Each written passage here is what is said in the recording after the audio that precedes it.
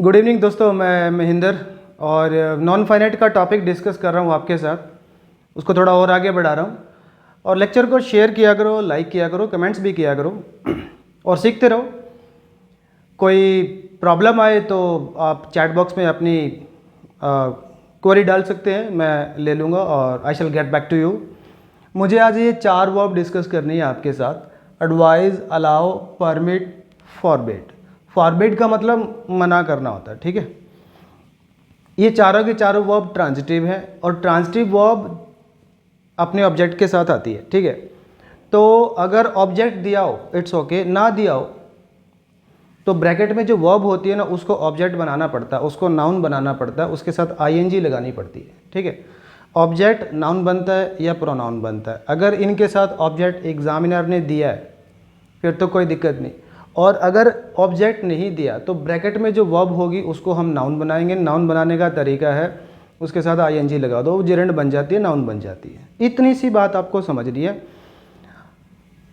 जब ऑब्जेक्ट दिया हो तो इन्फिनेटिव यूज़ करना है, और जब ऑब्जेक्ट ना दिया हो तब आपको जेरेंड यूज़ करना है। बस इतनी सी बात समझनी है, ठीक है। एग्जाम्पल के थ्रू करते हैं।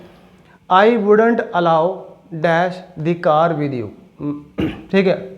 वर्ब है टेक। अब देख रहे हो, अब यहाँ पे अलाउ वर्ब आई है, उसके बाद ब्लैंक आया, ऑब्जेक्ट ही नहीं है। अब यहाँ पे तो वर्ब आएगी, ठीक है। तो फिर इस वर्ब को ही हमें ऑब्जेक्ट बनाना पड़ेगा, जेरेंड बनाना पड़ेगा, नाउन बनाना पड़ेगा, उसके साथ आईएनजी लगा दो।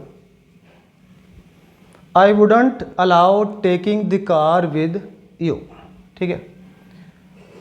अगले एग्जाम्पल में आओ। He did not allow me. अब देख रहे हो यहाँ पे अलाउ के बाद ऑब्जेक्ट है, अब आपको इन्फिनेटिव यूज़ करना है। टू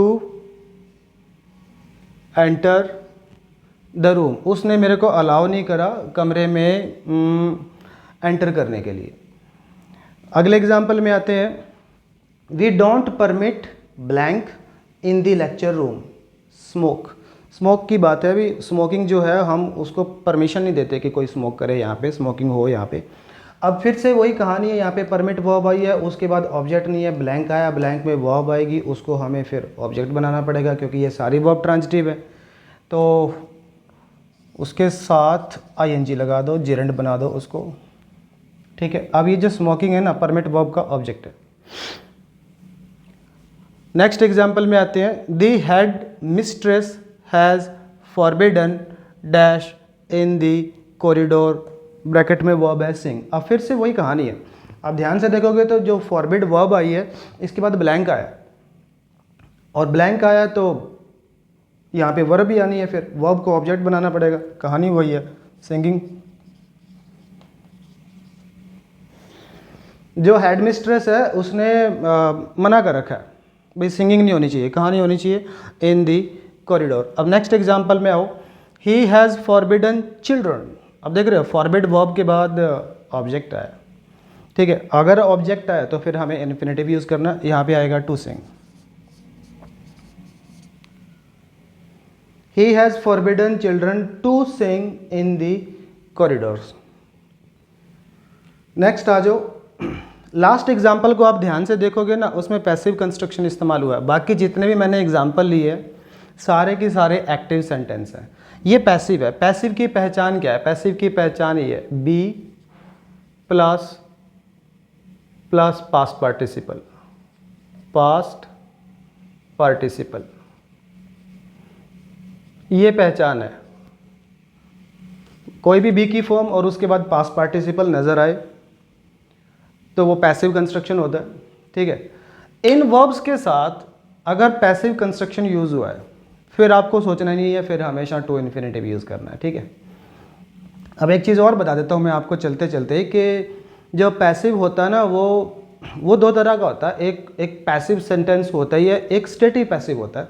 इन दोनों को भी डिस्कस कर लेंगे, लेकिन दोनों में कॉमन चीज़ रहती है बी प्लस पास्ट पार्टिसिपल, ये आता है, ठीक है। पैसिव और स्टेटिव पैसिव दोनों में थोड़ा सा फ़र्क है, कभी लेक्चर बना के बता दूंगा, लेकिन पहचान देख लो। बी की फॉर्म और उसके बाद पास्ट पार्टिसिपल जब भी आपको नज़र आए इन 4 वर्ब्स के साथ तो आपको सोचना नहीं है, फिर आपको इन्फिनेटिव यूज़ करना है।